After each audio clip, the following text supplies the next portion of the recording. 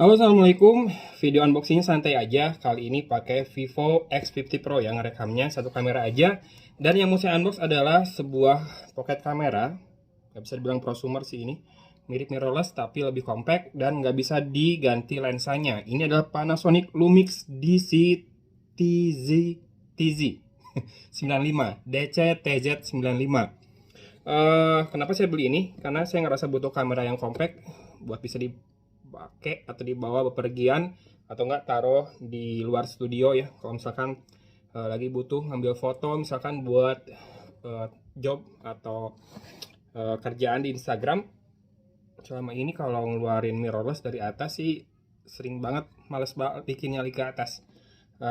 Dulu pernah beli Canon EOS M200 ya, tapi masih kegedean dari lensanya kalau dibawa-bawa, karena lensa saya yang paling kecil tuh pancake masih rada tebal juga. Nah ini kan kalau nggak dipakai lensanya masuk, jadi mungkin bisa lebih compact lagi. Dan sempat kepikiran buat beli Sony apa sih yang kemarin, DVZ1 ya, pokoknya itu ZV-1 kalau nggak salah.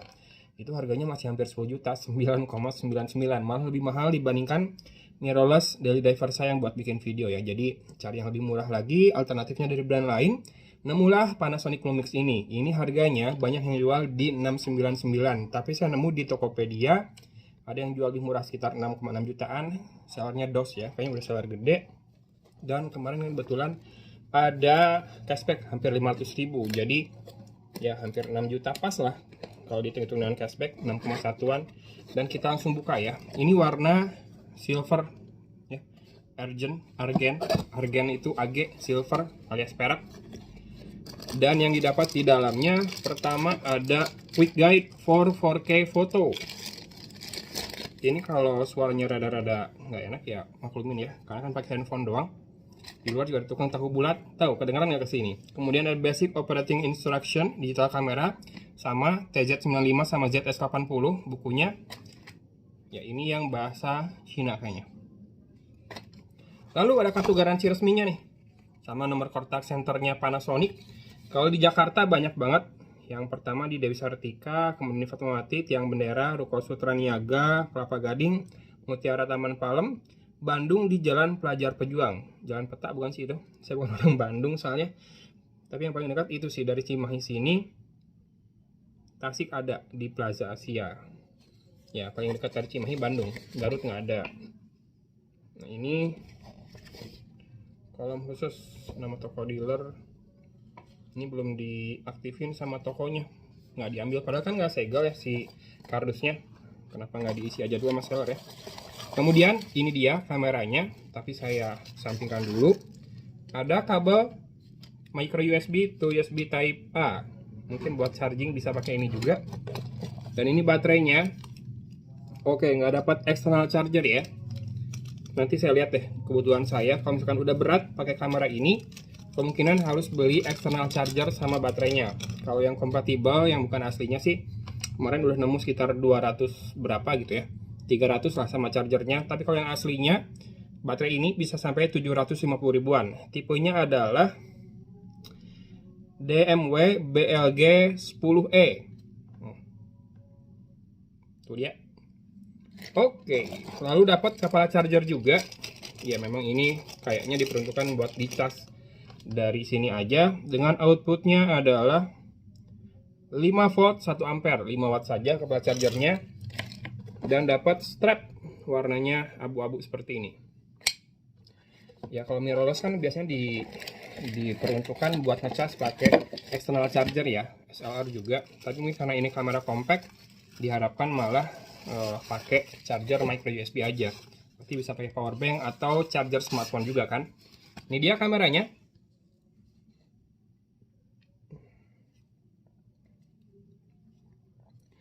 Ya, buat ukuran sebuah kamera compact, dia masih punya viewfinder yang optik ya. Ini keren.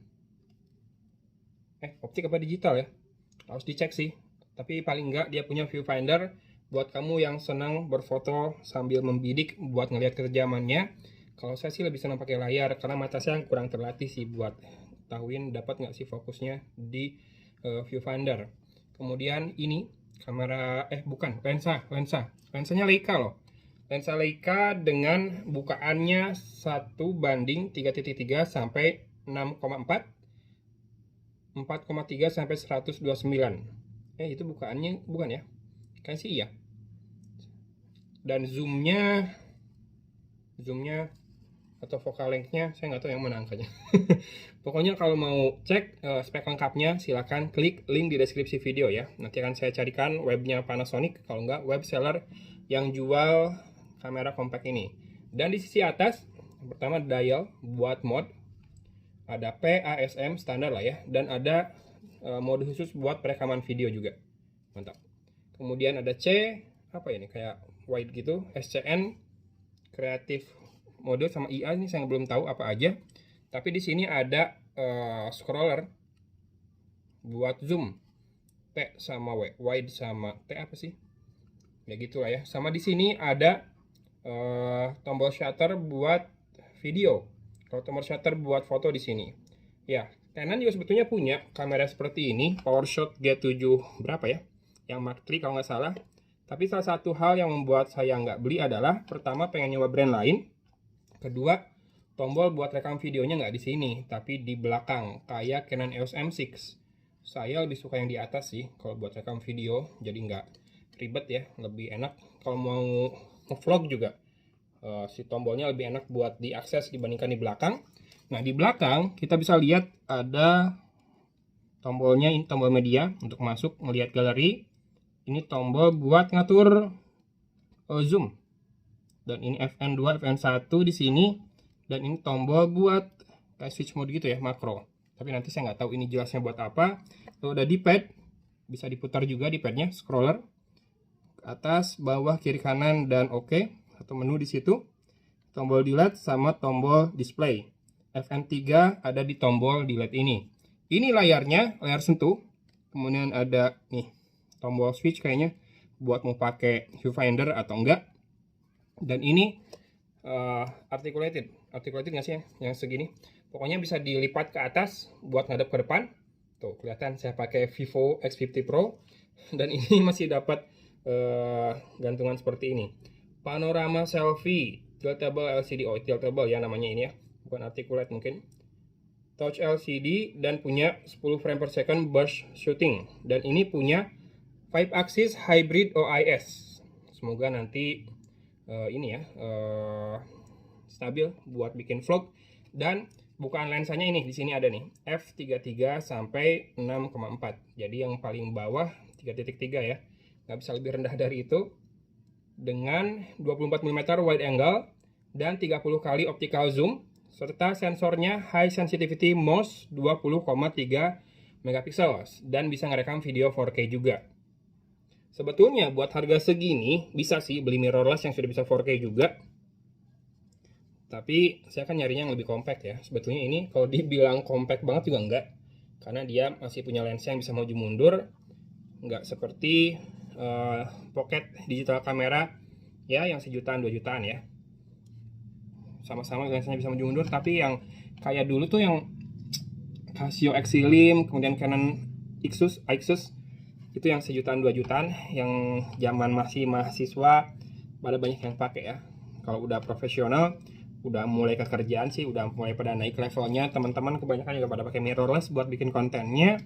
So inilah dia apa sih namanya, Panasonic Lumix DC TZ95. Kita akan coba pasangkan baterainya sebentar. Ini kenapa bikin video unboxing gini, biar buat ini juga ya, buat dokumentasi beli dari seller. Kalau misalkan ada apa-apa, bisa jadi bahan bukti kalau mengkomplain. Tapi sebetulnya saran dari saya, kalau mau bikin video unboxing, jangan dari kardus kemasannya langsung, tapi harusnya dari kardus paketnya yang paling luar dulu. Oke, sekarang kita akan masukkan SD card. Ini slot memorinya SD card ukuran normal, full size, bukan micro SD. Dan kita nyalakan dari sini nih tombol powernya. Oke, sudah maju lensanya. Please set the language. A few moments later. By default, untuk perekaman video dia di MP4 Full HD 50 frame ya per secondnya. Yang jelas ini akan butuh banyak pembelajaran dari saya buat adaptasi ke menu-menunya, termasuk kalau mau ngatur nah ini ternyata buat masuk ke pengaturan kita tinggal tekan tombol menu di sini, tombol OK, nanti bisa pilih sendiri-sendiri. Kalau di mirrorless kan ada icon apa di situ, kita tap, nanti bisa tinggal geser-geser aja, lebih ringkas. Kalau ini nggak tahu, mungkin di Lumix emang gitu ya. Recording format bisa AV CHD, kalau enggak MP4. Kemudian recording quality 4K-nya bisa sampai dengan 30 fps, kalau enggak di 25 frame per second. Full HD 60, 50, 30 dan 25 frame per second. 25 ya, dia pakainya bukan 24. Dan terakhir ada HD. Untuk slow motionnya saya belum tahu, kalau nggak salah di 120 fps. Saya bisa ngerekam di Full HD 24 fps sih. Stabilizer nyala. Oke, ini dia Vivo X50 Pro yang dipakai buat ngerekam video unboxing kali ini. Direkam dari Lumix DC-TZ95 DCTZ95. Kira-kira gimana? Segini sih buat ngasih contoh aja ya hasil videonya dan audionya. Keren nggak? Oke, sudahan dulu. Dan fotonya kira-kira kayak gini.